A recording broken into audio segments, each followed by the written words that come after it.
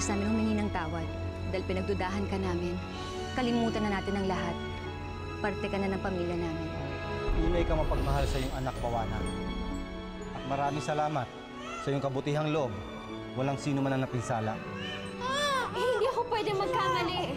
Hindi talaga siya balbon. Baka yan. Kasi di ba sakali ka lang ng anak, baka may nagbiro tapos pinalitan yung baby mo. Magmula ngayon, ipinagbabawal ko ng kahit na sino magsasabi ng pangalang Lara. Dahil kung mahuli ko kayo ulit, may nakatakdang parusa. Dapat ko na nga sigurong kalimutan ang mga pagdududa ko. Kung si Jeric nga na hindi niya totoong ama, kaya siyang mahalin. Ako pa kaya na tunay niyang ina? Almiro, ano pa bang kailangan kong gawin? Binigyan na kita ng anak. Princess, may pasalubong sa'yo ang Daddy Jeric mo.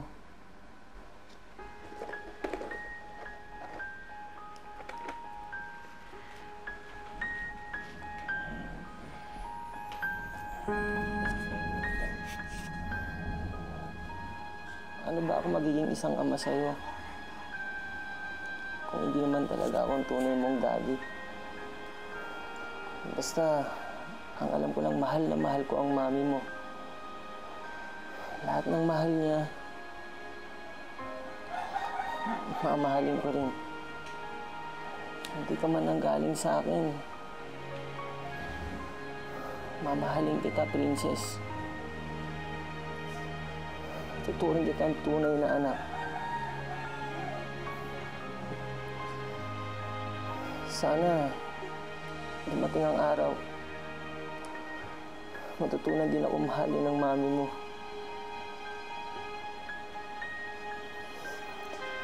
Halika, labas muna tayo.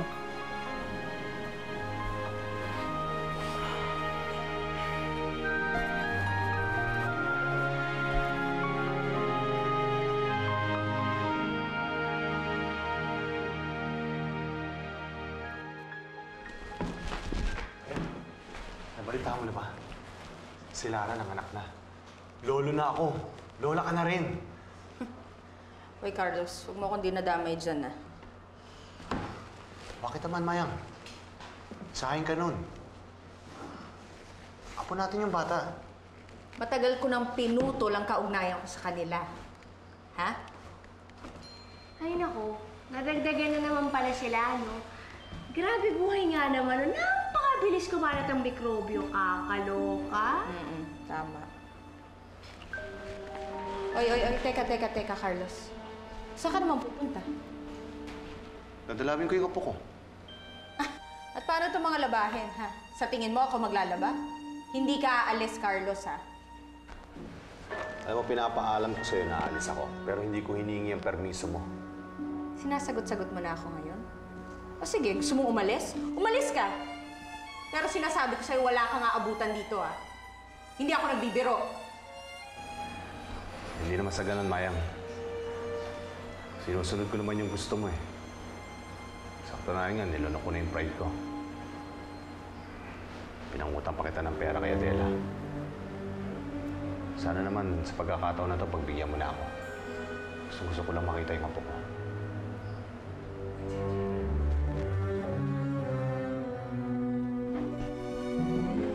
Buisit!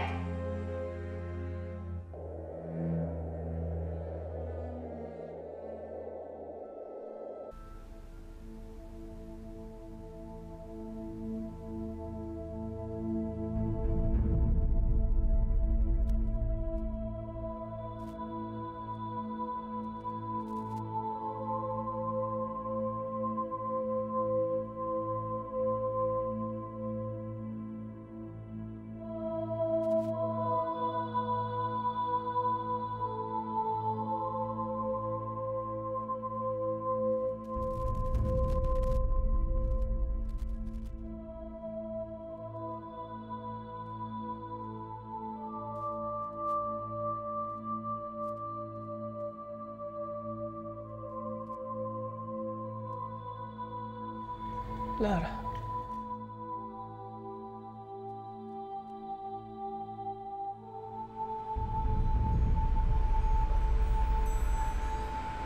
Almiro?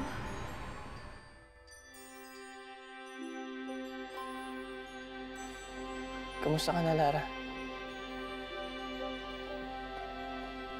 Oo nga pala. Masaya ka na ngayon. Sa piling ni Jeric. Ako? Hindi na importante kung ano nararamdaman ko. Ang importante sa akin ngayon ay ang kaligayahan ng aking anak na si Ayesha. Anak namin ni Bawana. Almiro, sabik na ako makasama ka. Pero alam kong hindi na mangyayari yun.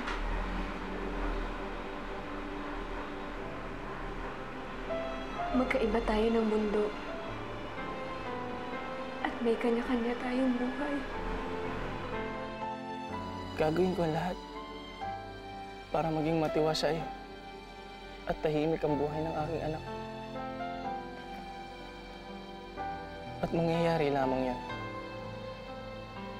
kung tuluyan na kitang kalilimutan. Napakaganda ng anak natin. Pero huwag kang mag-alala. Dahil hindi ko siya pababayaan. Hindi mo man siya makita. May mga taong magpupuno ng pagmamahal sa kanya. Si Inay. Si Bambi.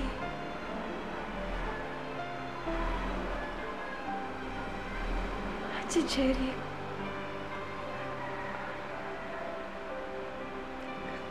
At alam ko na magiging mabuti siyang ama. Kaya ako narito, Lara, ay para magpaalam sa'yo. Sinubukan kong pag-isahin ang ating mundo. Pero kung langit naman ako at lupa ka,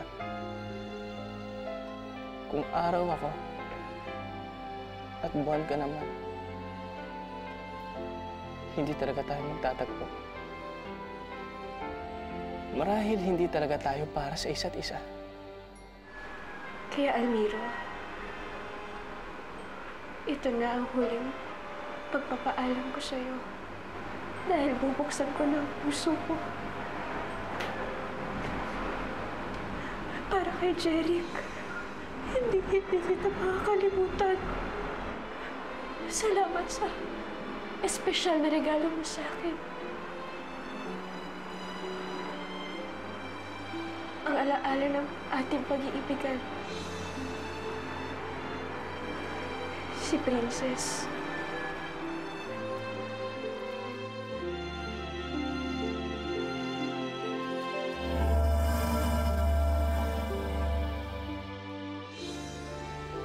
Huwag mo sanang kalilimutan, Lara. Kahit anumang mangyari, mahal na mahal kita.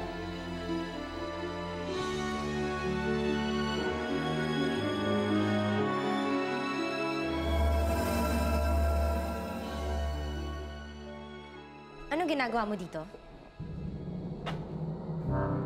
Tatakasan mo na naman ba ako? Hindi ako papayag. Makikipagkita ka na naman sa babaeng Tagalupa. Nagkakamali ka ng iyong iniisip. Kaya ako narito. Dahil magpapaalam na ako kay Lara. Magpapaalam? Oo, Bawana. Gusto ko nang kalimutan si Lara. Alang-alang sa ating anak ni si Ayesha. Kung totoo ang sinasabi mo, patunayan mo sa akin ito. Paanong patutunayan? Basagin mo ang salaming lagusan. Ang isang bagay na nag-uugnay sa'yo sa larang yan. Pero Bawana, may iba pang gamit itong lagusan na ito. Babasagin mo ba yan o hindi? O baka gusto mo wasakin ko yung pamilya natin? Gusto mo bang lumaki sa Ayesha na sira ang pamilya?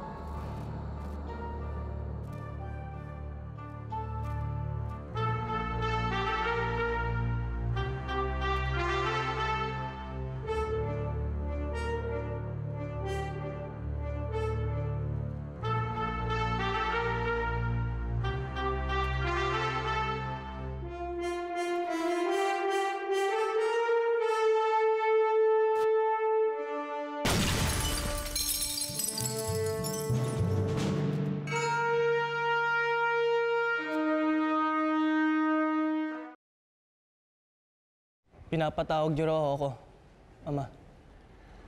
Meron lang kaming nais liwanagin sa iyo, Almiro.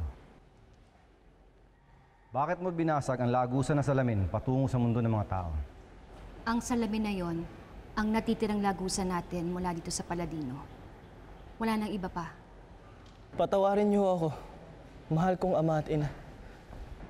Nagawa ko lamang yun. Dahil gusto ko ng tuluyang mawala si Lara sa aking isipan. Kapag may nananatiling lagusan, nangangamba ako na baka na lang ako biglang magpakita sa kanya. Gusto ko na maging tapat sa aking sarili at sa magiging anak namin ni Bawana. Naintindihan ka namin, Almiro. Tama lang nakalimutan mo na si Lara para sa tungkulin mo dito sa Paladino. At higit sa lahat, sa tungkulin mo bilang magiging isang ama. Lara.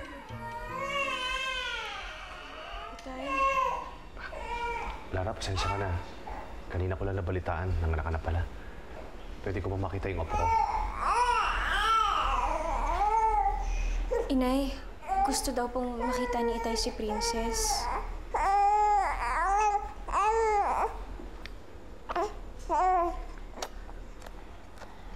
Papasukin mo. Apo pa rin naman niya tong bata eh. Karapatan pa rin niyang makita anak mo. Pasok ko kayo, Itay. Salamat.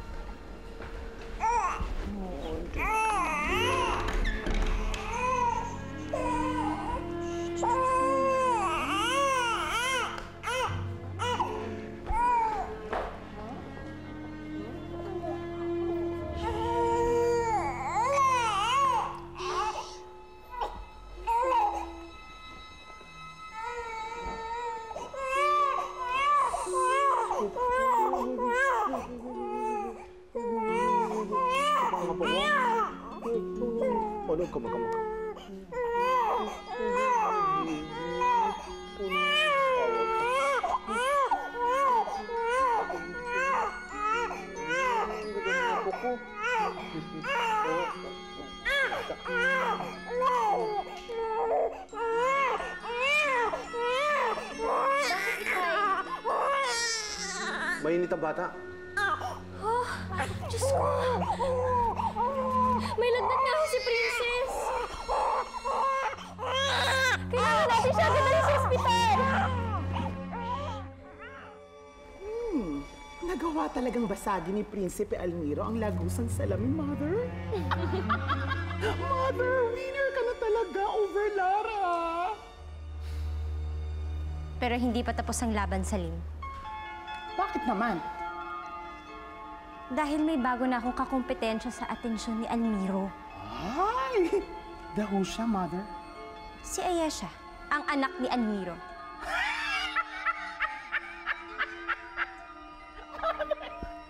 Huwag ka naman sabihin magpapatalo ko sa isang baby. Siyempre hindi. Kaya sa araw ng presentasyon ni Ayesha, bibigyan ko siya ng isang regalo. Isang regalong magpapahamak sa kanya hanggang sa paglaki niya.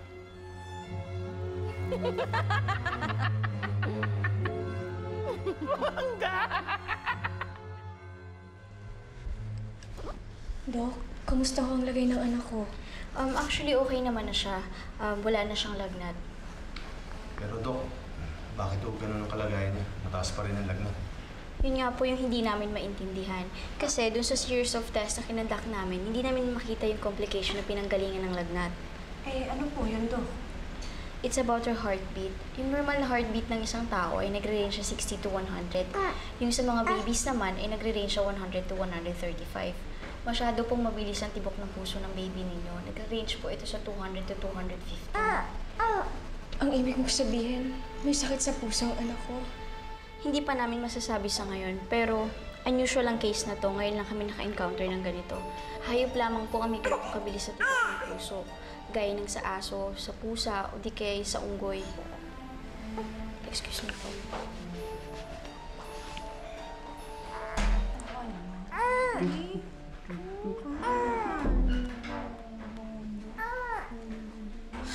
Hoy, Carlos. Hindi ka pa ba nagsasawa sa pamilyang to, ha? Tingnan mo nga, kung hindi yan malas, kakapanganak pa lang nung bata, ha? Nandito na ulit sa ospital. Umuwi na nga tayo, baka mahawa pa tayo dyan. Mauna ka na, Mayang. Kailangan ako nakapok. So, hindi mo na ako kailangan? O sige, ibabalik na lang kita kay Adela.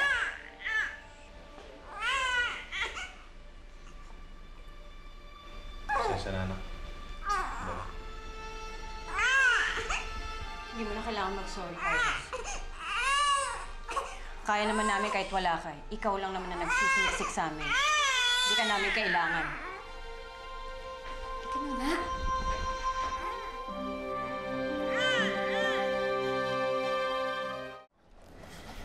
Sigurado ka bang okay lang ilabas ang bata? Oo, Jeric. Nakakapagpalakas raw sa bata ang sikat ng araw sa umaga. Baka sakaling maging normal ang tibok ng puso niya. Huwag kang mag-alala, Lara. Mas magsisipag pa ang magtrabaho. Para mapatingnan natin si Princess sa mga eksperto. Ayoko nahihirapan ka. Salamat, Jeric. Salamat sa lahat ng ginagawa mo para sa aming mag-iina. Sige, alis na ako. Mag-iingat ka.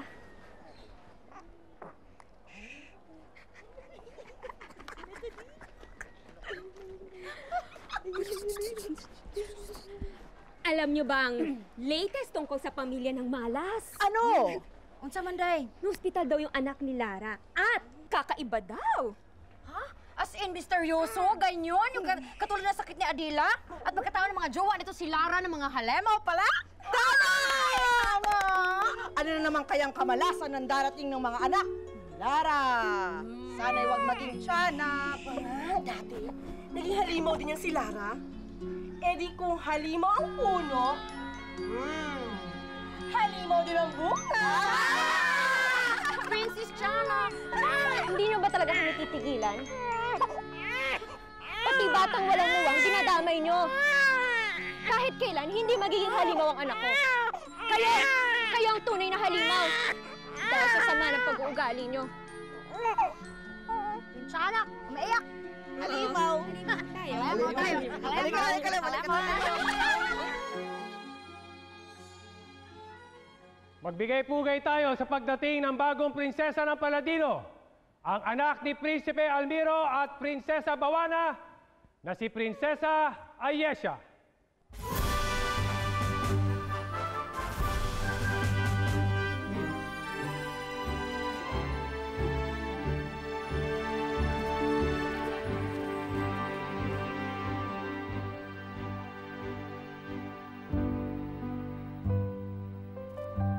At para magbigay ng kanyang handog sa munting prinsesa, andirito si Reyna Lamara.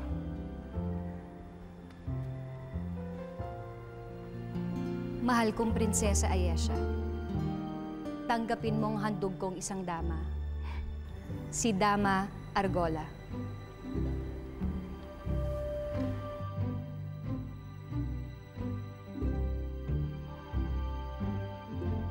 Andirito naman si Haring Adorno para magbigay ng kanyang handog sa munting prinsesa. Prinsesa Ayesha, tanggapin mo ang aking handog. Ang iyong diwani. Ang iyong tigapagbantay, Diwani Rima.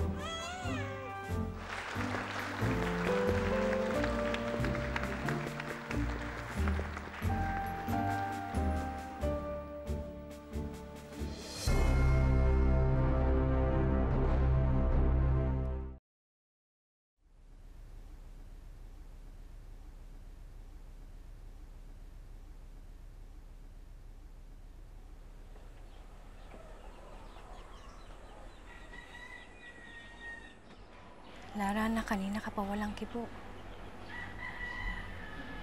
Inaalala ko lang ho ang anak ko. Si Princess. Paano na ang paglaki niya? Kung ngayon pa nga lang, nagkakasakit na siya. At mahina na siya. Paano Paano pa kaya paglaki niya? Paano siya lalaban sa agos ng buhay?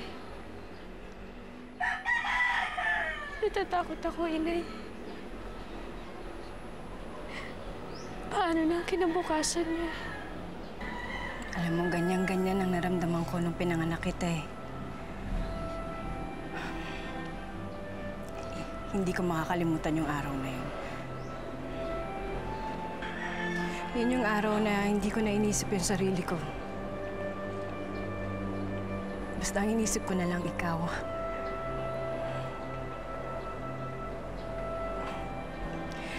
Alam mo, ang pagiging ina, ang pinakamahirap na trabaho sa lahat. Buong araw,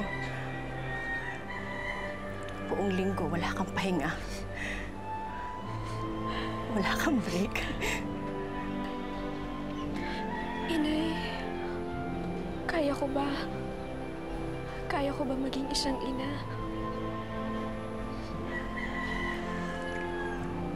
Huwag kang manghina ang loob. Kailangan ka ng anak mo. Sa'yo siya kakapit. Sa'yo siya huhugot ng lakas. Pero, paano ho kung ako po ang manghihina? Kanino po ako huhugot ng lakas? Pwede sa akin. Pero, kahit po ba nanay na ako, pwede pa rin po ako sa inyo tumakbo. Ikaw talaga. Ano ba yung iniisip mo na yan? Siyempre, pwedeng-pwede. Nanay mo ko eh. Alam mo, hindi naman natatapos ang pagiging ina kung mo nag-asawa na yung mga anak mo o may sarili na siyang pamilya. Nanay ka eh. Kahit na magsilakihan na yung mga anak mo, basta nagkasakit o umiyak ang mga ito,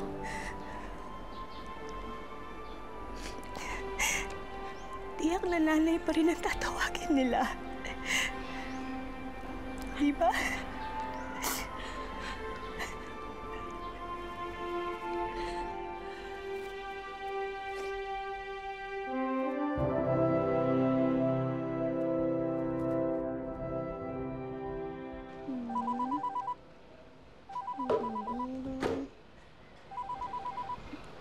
Hi, si Richard. Bambi? Bambi, okay lang. Ikaw muna magbantay kay baby. Sagutin ko lang tawag ng Prince Charming ko. Ha? Sandali, sandali. Hello, Richard. Hi! Princess, sana lumaki ka na para magkaroon na ako ng kalaro. Huwag kang mag-alala. Paglaki mo, ako ang tigapagtanggol mo sa lahat. Nagwiwi. Walang ha. Wiwi ang baby. Wiwi.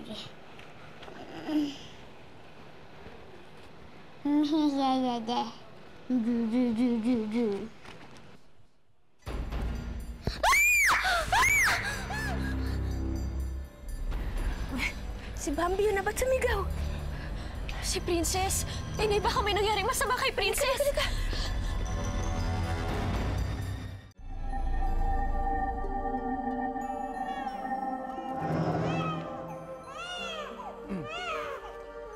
Prinsesa Ayesha, matapos kang alaya ni Rizayo ng kalusugan, tanggapin mo ang aking alay sa iyo na talino.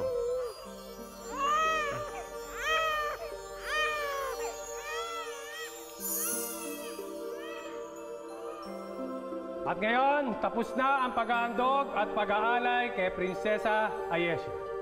Hindi. Hindi pa tapos ang pag-aalay.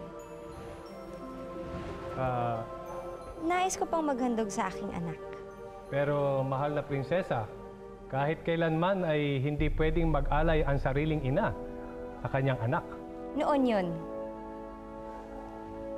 Noong hindi pa nag-aasawa ang isang diwani at isang dugong bughaw.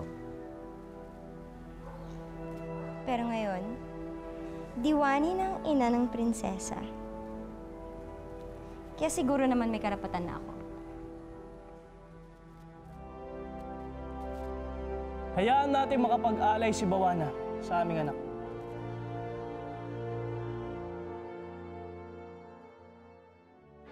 Bambi! Bambi, ano nangyari? Bakit ka sumigaw? Eh, kasi mo! Kasi mo! Ano?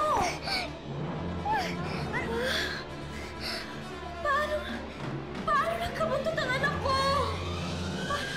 Paano nangyari to?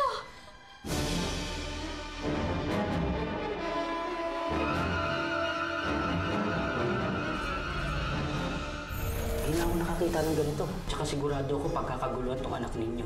Madaming scientist ang magkaka-interest sa anak ninyo.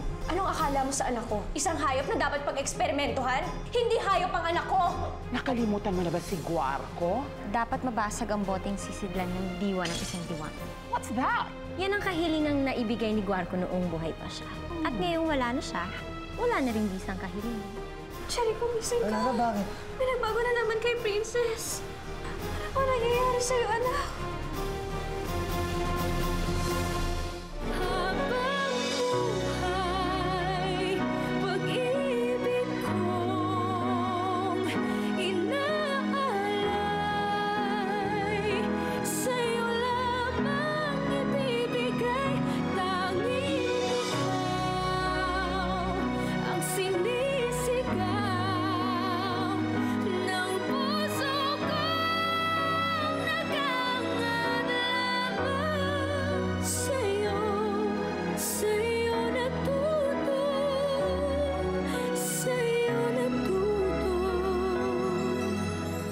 Sa kabila ng lahat, minahal mo ako. Inibig kung ano ako at hindi pilit pinago. Sa tulad kong aba, may nakalaan pa rin pala ng ngiti, kapalit ng mga pagdurusa. Bakit pagdating mo nga dito sa buhay ko, nawala na ang lahat ng mga takot ko. Ikaw na nga ang sagot sa aking mga dasal. Dahil sa'yo natutong